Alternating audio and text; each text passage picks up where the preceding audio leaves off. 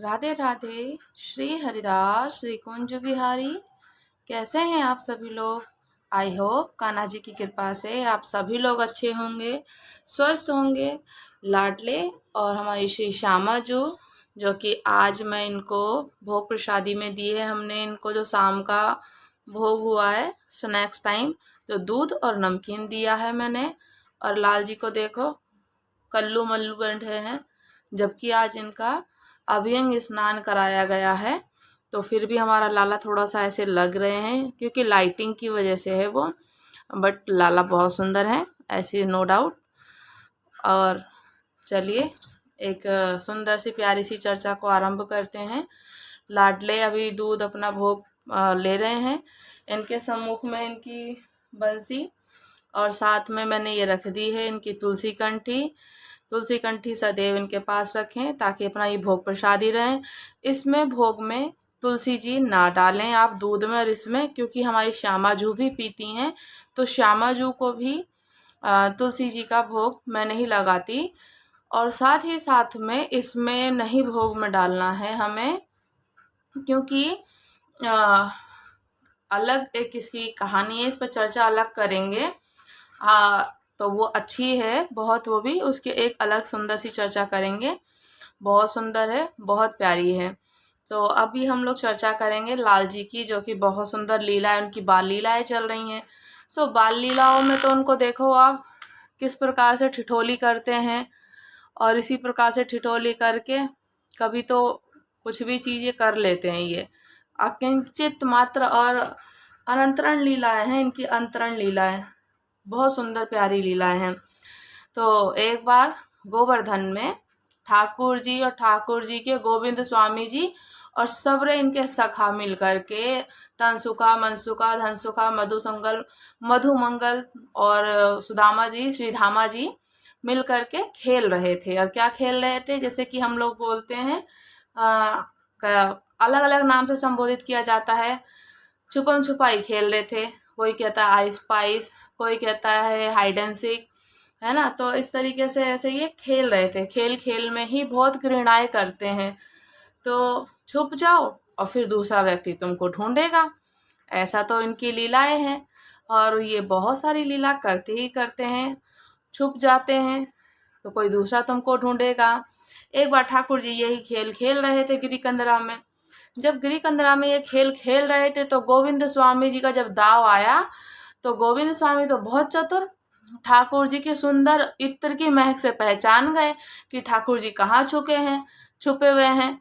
और सूंघते सूंघते कहाँ जाकर के गिरिकंदरा में जाते जाते और वहां जाकर के पकड़ लिया है। अरे गोपाल पे दाव आई, पूरे में हल्ला मचा दिया, पूरे में बता दिया कि गोपाल पे, लल्ला पे, कान्हा पे दाव आई है। ठाकुर जी निकल गए बाहर, अब जहाँ छुपे थे सब के सब इनके सखा ग्वाल वाले बाहर निकले। और फिर 1 से 10 तक गिनती करो, और गिनती करने के बाद फिर ढूंढवे को जावेंगे। ठाकुर जी बड़े चालाक हैं। ठाकुर जी जब तक दूसरों में तो दाव था तब तो बड़ा आनंद ले रहे थे ये।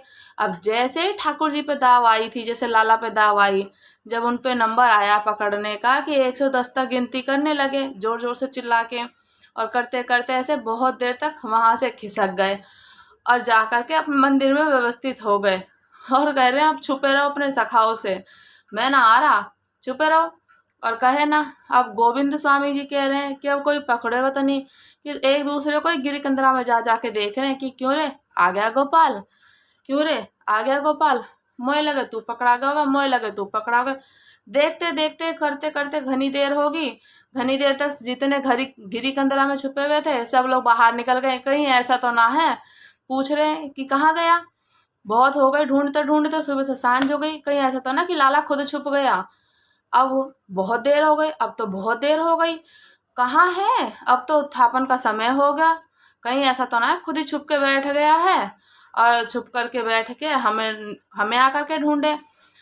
अब तो आरती का भाव प्रस्तुत हो गया है, अब कैसे करें कि एक बार ऐसा करते हैं कि मंदिर में जा करके देखे कहीं वही तो छुप करके नहीं बैठा ही है, क्योंकि अब शाम हो गई करते करते और बहुत देर हो गई। सब जा करके धीरे धीरे जैसे मंदिर में पहुंचे, क्या देखा कि जैसे कपाट खुले, कपाट खोल करके कपाट जैसे ही खुले तो गोविंद जी नेत्र नीचे करके बैठे थे। वहीं दिखे ने कान्हा जी। और जैसे जब इनके सखा आए तो कपाट खुलते ही लाला नीची नजर करके वहीं आरती कर रहे थे, बिल्कुल ठाडे थे।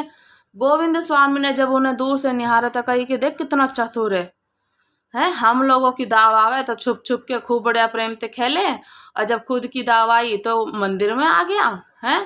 ठाकुर जी को बाहर द्वार से ही सुनाने लगे गोविंद स्वामी जी कि रुक जा छलिया, तुझे बताऊंगा मैं, कभी तो आएगा तू बाहर। और ठाकुर जी को सुनाते बहुत हैं, सुनाते हुए पधरा रहे हैं, दावले आयो भाज गंवार, हैं दावले आयो दावले आयो भाज गंवार, ऐसा ऐसा कह रहे हैं उनको पद। और खोल खुमार धसो घर भीतर सिखाए दियो दरबार, ऐसा ऐसा उनको बोल रहे हैं। गोविंद स्वामी जब चिल्लाने लगे तो दरबारों ने भगा दिया। क्या कह रहे हो हमारे ठाकुर जी को, भागो यहाँ से, दाव ले आयो भाज गवार, खोल किवाड़ धसो घर भीतर सिखाए दिए दरबान, हैं अपने दरबानन को सिखा दिए, खुद भीतर जाकर के बैठ गयो, तो कभी तो निकलेगा बाहर, कभी तो आवेगा बाहर, ऐसी दहिया देंगे मार, ऐसी देंगे मार कि तू बाहर तो निकल, क्या ऐसी ऐसी लीलाएं कर रहे हैं।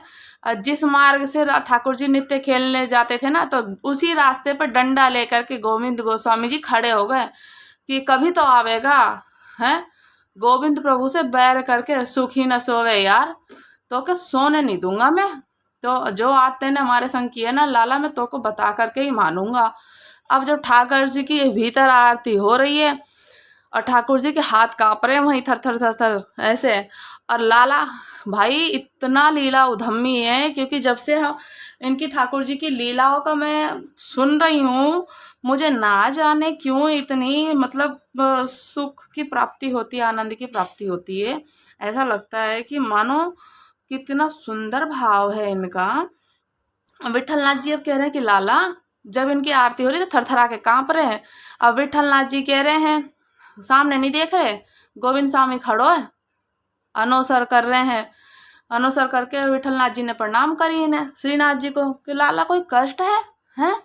ठाकुर जी बोले कष्ट तो कछु ना आए, मोह को मार से तो डर ना लगे, डर से डर ना लगे, लेकिन गोविंदा मुँह से नाराज हो गए हो, मेरा गोविंदा मेरे से बहुत नाराज हो गया।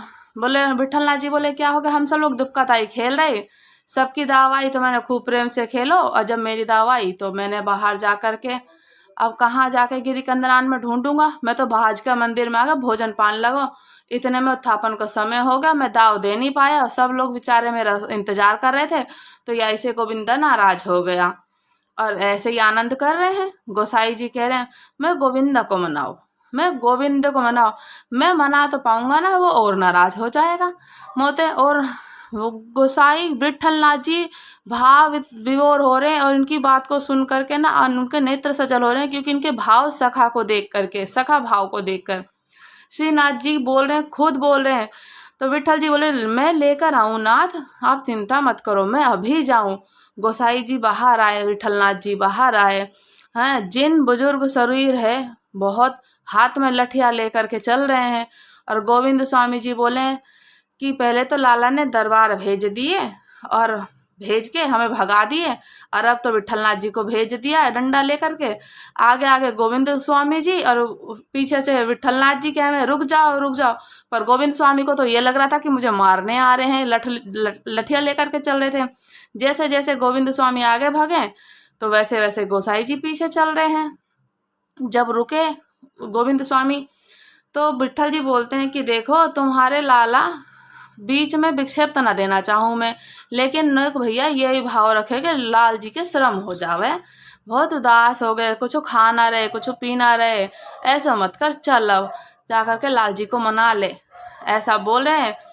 गोविंद स्वामी ना खींच करके बैठे हैं, बिल्कुल रुष्ट होकर के, आज ना जाऊँ मैं, रूठन दो, यही तो हम चाहते हैं गोविंद प्रभु कब से सुखी ना होवे यार, तो कब तक ये रहेगा, और या करें दो, आज या को सोन ना दूंगा, बहुत बुरा किया। अरे नाथ है तो क्या, हमको काय को सखा बनाया, और जब हम सखा हैं तो हमारे सुख का विचार क्यों ना करा, हमारे सुख का विचार का खुद के खेल होवे तो खेले प्रेम से, जब हमारी दाई आवे तो भाज जावे, ऐसा बोल रहे हैं।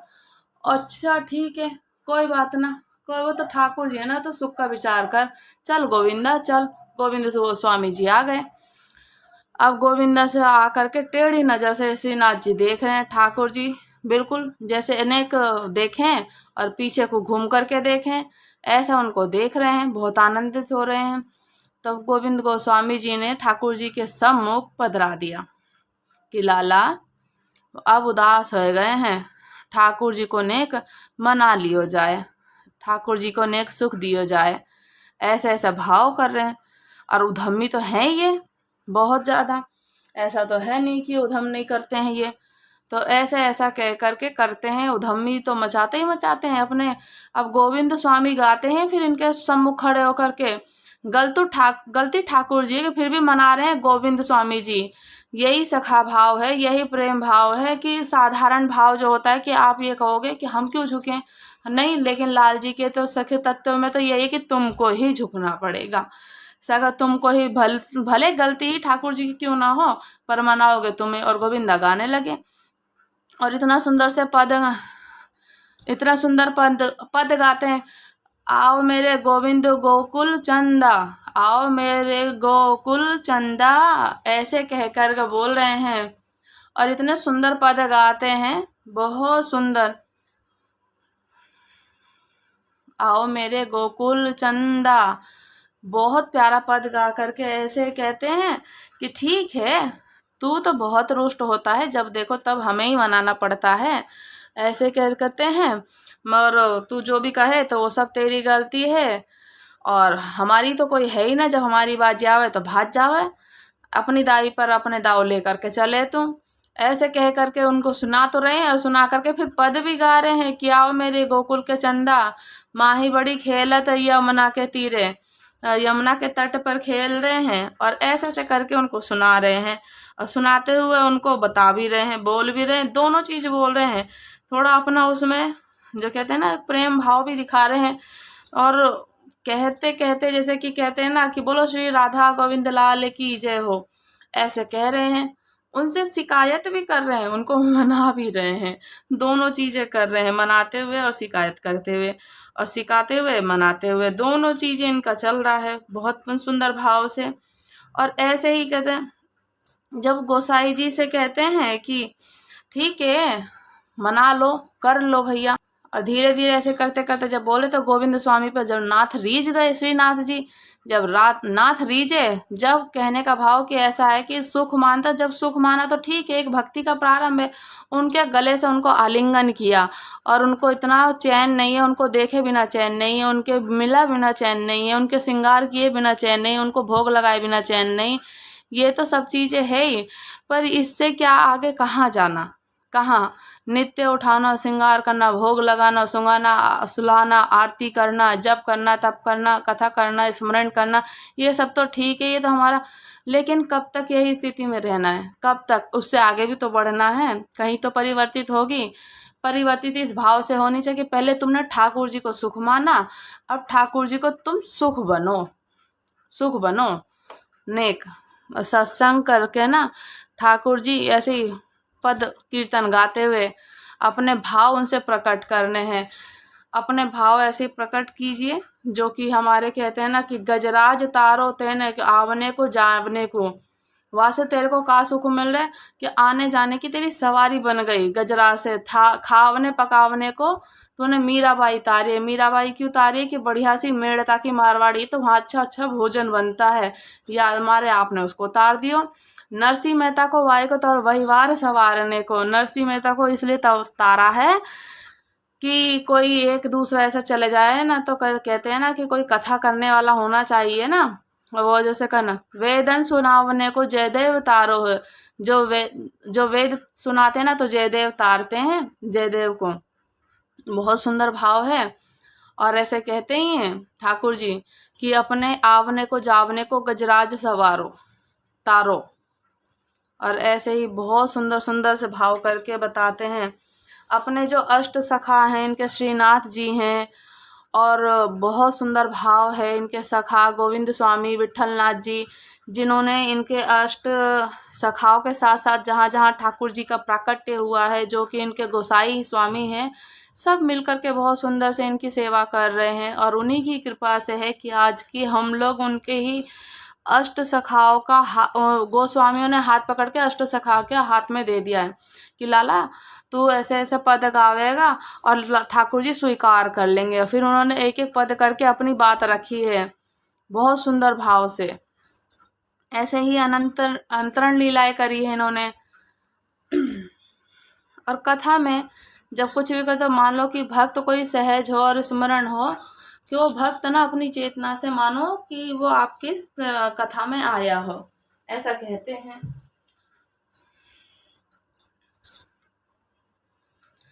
और हर बार तो जयदेव जाकर के महाप्रभु को जाकर के ठाकुर जी को निवेदित करते हैं। हर पद हर अष्टपति जाकर के ठाकुर जी को निवेदित करते। लेकिन आज जगन्नाथ महाप्रभु के जाकर के जयदेव महाप्रभु ने गाना जब शुरू किया तो वो जाकर के उन्होंने ऐसा आनंद हुआ कि वनमाल तक पहुँचे ही थे कि भीतर बैठे जगन्नाथ जी तो कहते आज जय जगदीश हरे नहीं, आज तो जय जय देव, जय जय हे जय देव, आज तो तुम्हारी जय हो।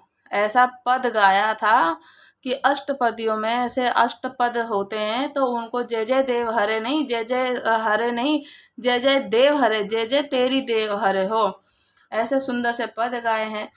और जगन्नाथ जी ने जब जैसे पूरा पद का प्रारंभ जो किया है कि जब पद का विश्राम आता है तो जगन्नाथ जी का, और बहुत सुंदर पद गा करके अपने मन की भक्ति से कैसे करते हैं कि मतलब ठाकुर जी कैसे कहते हैं ना कि कोई भी जयदेव महाप्रभु के प्रति गीत गोविंद का नित्य पाठ करता है, ठाकुर जी कहते हैं कि अगर कोई भी मेरे गीत गोविंद का पाठ करेगा, मैं नित्य नित्य कहीं भी कोई भी करेगा तो मैं वहाँ जरूर आऊँगा। तो यही होता है ठाकुर जी की लीलाओं में। तो जयदेव महाप्रभु जी की गीत गोविंद गा करके उनको सुना रहे हैं। वो किसको जो पद है वो किसको सुख देती है? यही सखत है कि जो जगन्नाथ जी को सुख दे रही है। जगन्नाथ महाप्रभु जी के एक दिन जैसे दर्शन खुले तो पूरे नेत्रों पे महाराज ऐसा होता है कि जैसे अगल बगल छिले हुए वस्त्र फटे हुए कहाँ से उनका एकदम चितड़ पितड़ हो जाते हैं। अर्चकों ने जाकर के प्रार्थना करी कि हे माधव, हे जगन्नाथ, आपके अंग प्रत्यंग पर इतने निशान हो रखे, इतने विधर्ण क्यों हो रखे हैं, आपके वस्त्र क्यों फटे हुए हैं, किसने किया है? कोई यहाँ कोई गर्भगृह में कोई चूहा तो नहीं घुसा है, चूहा जो आपके वस्त्र कुतर दिए हैं? महाप्रभु हंसने लगे, ये किसी और का भाव नहीं है, आपके अंग प्रत्यंग पे इतने ऐसे कहाँ है, फिर ये कैसे कहीं दौड़ भाग करके छिला कर क्या वस्त्र फटे हुए हैं, आभूषण बिखरे हुए हैं, तो कैसे? तो जगन्नाथ जी बोलते हैं कि एक माली है, माली की एक जो कन्या है ना, वो गीत गोविंद का पाठ करती है। कहाँ पाठ करती है? जब अपने बगीचा में जाती है, फूलों के बगीचा में जाती है, वहाँ जाकर के ना गीत गोविंद का पाठ करती है। और मेरा तो भाव है कि जब गीत गोविंद का पाठ होता तो मैं तो सुनने को जाऊं, लेकिन वो ऐसे स्थान पे जाकर के गाती है कि वहाँ इतने सारे कीट कांटे हैं कि जैसे मैं गीत गोविंद में भाव विभोर होता हूँ, जैसे मैं सगन कुंज में प्रवेश कर जाऊँ, अगल बगल के पौधा उनमें जो लगे हुए कांटे हैं तो उनसे मेरे वस्त्र विधर्ण हो जाए, चितड़े पीतड़े उड़ जाते हैं, जिसे कहते हैं फट जाते हैं, उनके आभूषण इधर उधर हो जाते हैं। तो ऐसे ही जयदेव जी से लेकर के तुलसीदास जी के, जयदेव जी के, तुलसीदास जी के, सूरदास जी के, सबके अपने अपने भाव है। पर सबने पहले अपने सुख से प्रारंभ किया था, पर फिर उसके बाद ठाकुर जी की सुख शांति के लिए उनके अर्चक जो बन गए सब सखा बन गए। और आज तक नित्य ठाकुर जी की नित्य उपासना और इन्हीं वैष्णवों की लेखनी और इन्हीं के भाव से होती है। जो कि आप भक्तमाल देख लीजिए, भागवत जी देख लीजिए, या फिर रामायण जी देख लीजिए, अष्ट सखाओं के पदों की भाव से सेवा होती है। जय जयनाथ गीत गोविंद के भाव से सेवा होती है। मीराबाई के पदों से ठाकुर जी की सेवा होती है। और वो थी ना हमारी कर्माबाई की खिचड़ी, उनके भाव के उनकी वो भोग आज भी लगाया जाता है। तो ऐसे ही करके बहुत सुंदर लीलाएं करते हैं। लाला की अंतरण लीलाएं चलती हैं ठाकुर जी को सुख प्रदान करने के लिए। ठाकुर जी को सुख का भाव, तुम ठाकुर जी के सुख बन जाओ, ये विचार करके कि अब ठाकुर जी के सुख हैं हम, और सखा का 7वां लक्षण यही होता है कि उसको समझो। और बहुत बहुत बहुत सुंदर भाव है ये कि इसमें कह नहीं सकते हैं। ठाकुर जी की सखा में ना हमें अन्यस दोष गुण चिंतन मास शून्य सब कुछ है ना। दूसरों में दोष गुण देखने की इच्छा तो होती है, पर जो ठाकुर जी के सखा में ना दोष गुण और ये सब चीज़ देखने की आवश्यकता ही नहीं है कि सुंदर है, क्रूप है, ये धनवान है, बड़ा है, छोटा है, ये विद्वान है, बुद्धिहीन है, कुछ प्रकार से उनको देखने की ही बिल्कुल नहीं देखना। समाज के प्रति जैसे कहा जाए ना, नहीं। पर लाल जी तो अपना बस भाव रखते हैं उनके साथ, और उनके सखा उनके साथ भाव रखते हैं। यही सुंदर सुंदर भाव लीलाएं अपने बढ़ते हैं। ठाकुर जी के जो सखा है ना, तो समत भाव में रहते हैं, सबके प्रति प्रसन्नता रखते हैं, सबके प्रति, क्योंकि ठाकुर जी स्वयं सम हैं। इसीलिए समत परिवार जैसे कहते हैं ना, समत रखे हैं वो। दुर्योधन की मेवा त्यागी, साग विधुर के खाए इन्होंने, है ना, वैसा कहा जाता है। ठाकुर जी समत्व में रहते हैं हमेशा। कहीं राजा के द्वारा के नवरत्नों को स्वीकार नहीं करते हैं, और कभी कभी तो साधारण भक्तों के दिए हुए तंदुलों, जैसे सुदामा जी ने तंदुल दिए थे ना, वो भी खा लिए थे उन्होंने, और तीनों लोग देने को तैयार हो गए थे। भाव प्रधान देखते हैं कि भाव सबसे कैसा है, ये नहीं देखते हैं कि कौन श्रेष्ठ है, कैसा है। इसलिए ठाकुर जी के जो सखा बने तो वो समता होनी चाहिए, समत होने, सबके प्रति संभाव होना चाहिए, हमेशा संवेदनशीलता होनी चाहिए। अनन्य रसिक जो है शिरोमणि, संत शिरोमणि स्वामी श्री हरिदास जी महाराज कहते हैं कि उनके जो समत्व के भाव हैं बहुत अच्छे भाव हैं, इसीलिए सभी लोगों को तो वो प्राप्त हुए हैं। ऐसे ही एक बार तानसेन के साथ में स्वामी श्री हरिदास जी बादशाह अकबर एक सरोवर के किनारे घूम रहे थे, भ्रमण करते करते घूमते विचरते हुए ऐसे ही उन्होंने क्या करा, तानसेन से अकबर कहने लगे कि बोलो हम क्यों लगता है कि पूरे तुम जैसा गवैया है ही नहीं। अकबर कहना लगा तानसेन से कि हमको लगता है ना कि पूरे भारतवर्ष में कोई है ही नहीं गवैया। तानसेन मुस्कुराने लगे कि आपने मेरे गुरुदेव को देखा ही नहीं, आपने मेरे गुरुदेव के भाव को देखा ही नहीं, सुना ही नहीं। अकबर कहने लगे क्यों, तुम्हारे गुरुदेव के पास क्या है। बोले महाराज जी ये सरोवर देख रहे हैं आप, तो बोल जी। बोलो जो इसका एक बिंदु हूँ मैं, एकमात्र, और ये जो सरोवर का पूरा जो सार है ना, ये है मेरे गुरुदेव। ऐसा बोलता है तानसेन। उनका जो सत्यम है ना, जो उनका भाव है ना, बहुत सर्वोत्तम है, बहुत सर्वोत्तम। तो अकबर बोले कि उनका मैं सुनना चाहता हूँ गाना। तो अकबर बोले कि तुम्हारे स्वामी जी का सुनना चाहते हैं हम तो उनसे। अकबर बोलते हैं तो तानसेन बोले कि आप नहीं सुन पाओगे। क्यों, क्योंकि आप बादशाह हो, बादशाहों के सामने, और वो बादशाहों को नहीं सुनाते हैं। वो बादशाहों के बादशाह है ना जो हमारे स्वामी, उनको सुनाते हैं। जो बादशाह के दरबार का गवैया होगा ना, वो छोटे बादशाह के दरबार में क्यों गाएगा, ऐसा बोल रहे हैं। और अकबर कहने लगा कि तुम पता है किससे बात कर रहे हो, हैं। बोलो शहंशाह जय हिंदुस्तान अकबर है, एक छत्र सम्राट हूँ मैं भारत का। आप भारत के सम्राट हैं, लेकिन वो जिनको सुनाते हैं ना, वो तीनों लोगों के सम्राट हैं। उनके आप सामने आप बादशाह बनकर भी नहीं जा सकते हैं। स्वप्न वेश मतलब सूक्ष्म रूप धारण करके, या आप वैसे वेश धारण करके जाओगे तब होगा। तो कहते हैं कि अकबर के मन में लालसा बड़ी उत्पन्न हो गई कि मुझे तो सुनना है, कि तुम्हारे गुरुदेव को सुनना है, कि ऐसा कैसे, मैं तो सुनना चाहता हूँ। कि इतना जब बता रहे, इतनी प्रशंसा करे, तानसेन ने कहा कि एक काम करो, आप यदि स्वीकार करो तो एक दिन के लिए मेरे दास बन करके चलो। तानसेन कहता है निधिवन राज में कि दास बनकर कैसे, कि मैं तानपुरा लेकर के गाते हैं ना, तो दो तीन तानपुरा उठा करके चलेंगे हम, हैं, आप हमारे दास बन करके चलो। लेकिन अकबर इतना बड़ा संगीत का प्रेमी था कि उसने स्वीकार कर लिया, क्योंकि वो संगीत का बहुत बड़ा प्रेमी था। हम तुम्हारा दास बनने के लिए तैयार, लेकिन हम तुम्हारे गुरुदेव को सुनना चाहते, तुम्हारा स्वर सुनते, पंच तत्व पृथ्वी जल तत्व वायु आकाश तुम्हारी वाणी पे अधीन है, तुम जाओ जब चाहो तब वर्षा होती है। और एक तानसेन का बहुत सुंदर प्रसंग भी है ऐसे ही। और ऐसे ही दीपक राज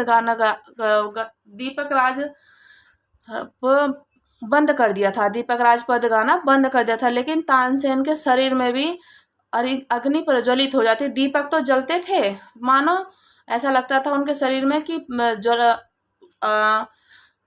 जो कहते हैं ना कि अग्नि जल रही हो, साधारण से बुझती नहीं थी, जलन में तप हो जाता। वो बहुत सुंदर गवैया मेल मल्हार गाता, तभी तानसेन की वो आग शरीर की जलन की बुझती थी। ऐसा तब पर कोई ऐसा था नहीं। दीपक राग गाना बंद कर दिया तानसेन ने। लेकिन कुछ लोग बादशाहों से जाकर के ना शिकायतें कर दी, दीपक राग गाने में बहुत मेहनत होती है, आपकी बहुत जय जयकार होती है, आपके दरबार के गवैया बहुत बढ़िया हैं, उससे तानसेन को सुख नहीं मिलता, इसीलिए ना दीपक राग तानसेन ने बंद कर दिया, ऐसे बोलते हैं। जब सुनने आते पर वो दीपक नहीं गाते थे, क्योंकि उनको पूरे शरीर में ज्वलन हो जाती थी। तो ऐसे ही अकबर ने कहा, कान भर दिया अकबर के, तो बोल दी कि नहीं, तुम्हें वही गाएंगे, तुम्हें दीपक राग गाओगे। और जब मैं दीपक राग गाऊंगा तो मेरे शरीर में मेरा रोम रोम जल उठता है। मैं वो साधारण जल से या साधारण बातों से नहीं खत्म होता, रोग दूर नहीं होता। जब तक मेघ मल्हार नहीं गाएगा, तब तक मेरा भावनेश नहीं होएगा, तब तक मेरी वो जलन की अग्नि शांत नहीं होगी। और इस संसार में कोई नहीं है जो मेघ मल्हार गा सके।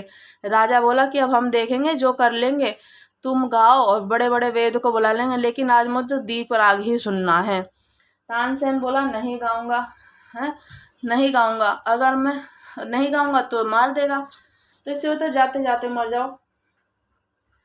जैसे तानसेन ने धीरे धीरे से पूरे में राग दीपक गाना शुरू करा, तो प्रज्वलित होते होते गाते गाते तानसेन के आग लगने शरीर में बराबर, मतलब शुरू हो गई, जो चरणों से आग लगने, जो अपने वक्स तक तो सहन किया। जैसे कंठ पे अग्नि आने लगी, तानसेन से रुका नहीं गया, दौड़ करके भागा, जा करके एक सरोवर में कूद गया कि अपनी जो अग्नि बाहर तो नहीं जल रही थी, पर वो अंदर मन में जल रही थी।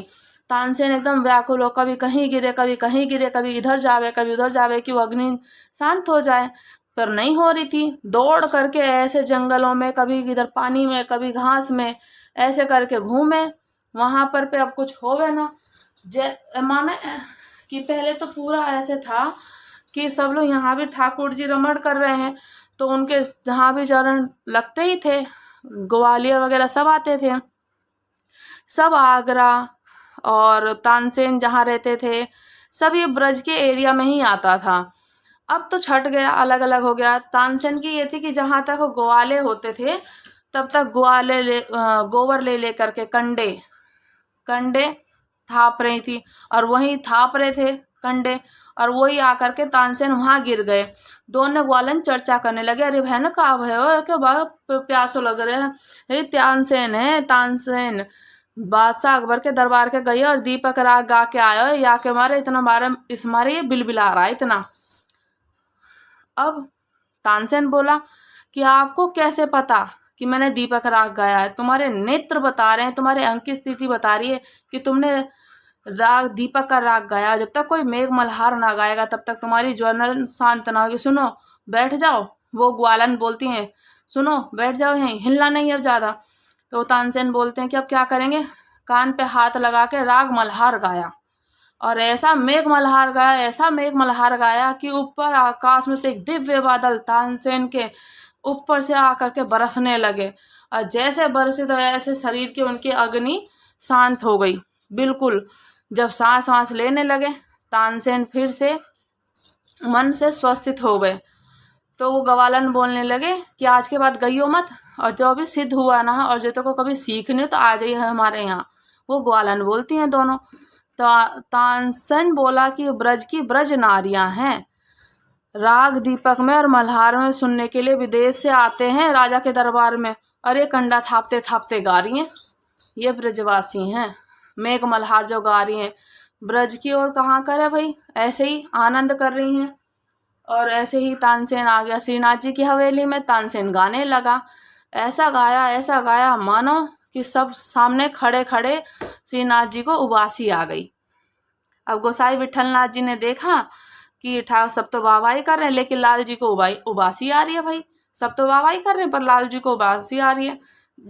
जब अनुसर हुआ तो ठाकुर जी को बोलते हैं कि तानसेन तो बोलता मैं धन्य हो गया, आज तो मैं हमेशा राजाओं के दरबार में गाता हूँ, आज तो मुझे राजाधिराज के दरबार में गाने को मिला तो सुख धन्य हो गया। गोसाई जी आए, एक सुंदर सी पोटली बढ़िया वस्तु की, बहुत महंगी वस्तु उनको दे करके उसकी पोटली बना करके उसमें एक दाना तानसेन को दे करके दे दिया कि ये भेंट है हमारी तरफ से।